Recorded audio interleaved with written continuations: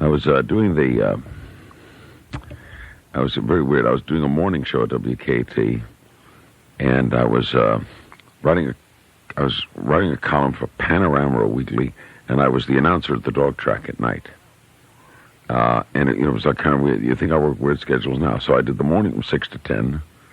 Then in the afternoon, I think I delivered magazines, and at night I was the announcer at the dog track, which was from like 6 p.m. till 1 a.m.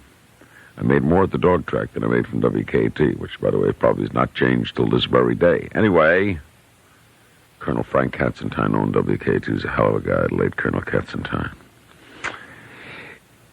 It was New Year's Eve, and the dogs were running New Year's Eve. So I worked New Year's Eve morning, and I worked in the afternoon, and I worked New Year's Eve night, and I'm due on the air the next morning at 6 a.m., and I used to sleep like after the dog track for 3-4 hours, and get over and do the morning show.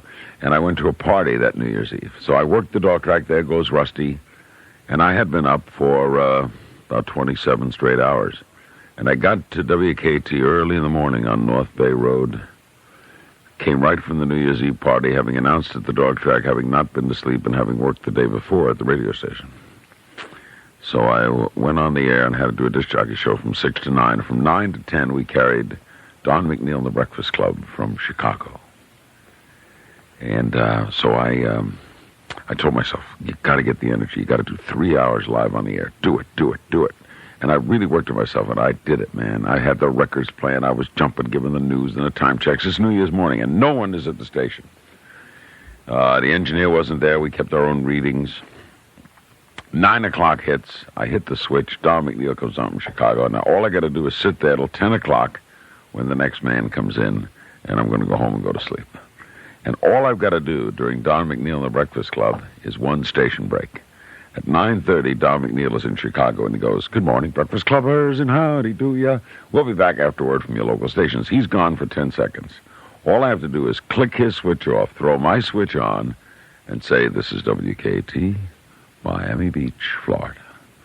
Now back to Don McNeil and the Breakfast Club. Here's what I did. I was so relaxed after finishing those 3 hours live that I was just sitting there waiting for the station break, slumped. And finally he says, "Let's break for a station break." And I threw his switch, and I opened up my switch and fell asleep. So you heard nothing. I didn't throw the switch back to send you back to Chicago, and all you had was my switch open. Here's what the listeners heard. And nobody's at the station.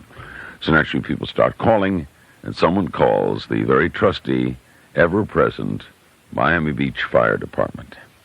And they come with the rescue squad.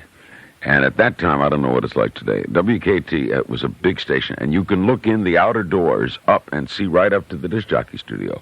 Well, these firemen pull up in the rescue squad, they look in, and all they see is a guy slumped over a microphone. What do? They hatchet in the doors. Axes, they crash in the doors, because they're firemen. They don't know, it could be a heart attack. Well, all this is on the air, because my mic is open. So what the audience hears is, "Hey, the fireman running in, hey, bang, you all right, you all right?" And I wake up, what's going on? I see guys standing with axes and all the things. All this is on the air. Everything is on the air. Just, what? You got a fireman or all stand there? So finally, I just threw the switch and sent it back to Chicago like 9:45. And it was a mess, and that front door was destroyed. All the glass was ripped up. So, Monday morning, Colonel Katzenstein asked to see me. And I went in. He says, 2 words can say it simply enough. You gone. So I got up. I wasn't going to argue.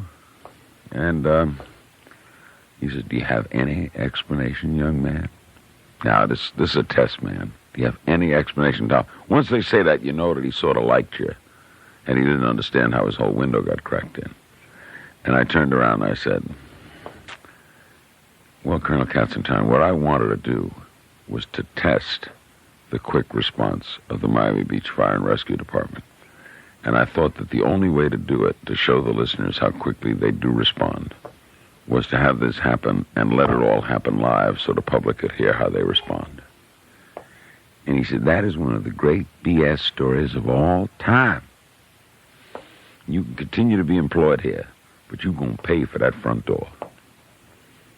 and it was $800, and I had to pay $30 a week, and I netted 60. But he was a gracious man.